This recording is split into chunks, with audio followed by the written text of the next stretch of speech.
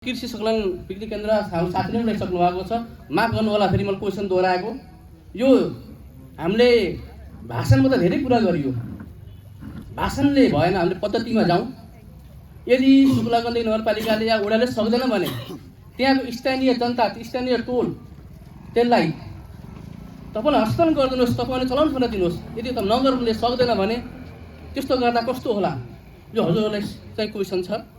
शीत भण्डार हामीले शीत भण्डारको कुरा आयो। शीत भण्डार हामीले सञ्चालन गरेको कति वर्ष भयो, बनाएको कति वर्ष भयो, कति लगानी गरियो। शीत भण्डारले कति किसानले अहिलेसम्म त्यहाँ शीत भण्डारको प्रयोग गरे तपाईँलाई तथ्य छ। हाम्रो सञ्चालन ल्याउन सकेका छौँ। त्यसको चाहिँ नीतिगत रूप के हो, त्यसको चाहिँ जवाफ दिनु होला।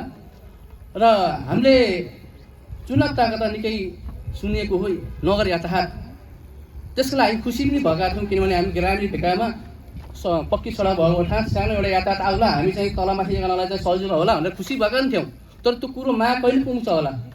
हामीले एउटा सानो कुरालाई अफिसमा गर्दा पनि जनताले नपाएको गुनासो, धेरै गुनासो छ।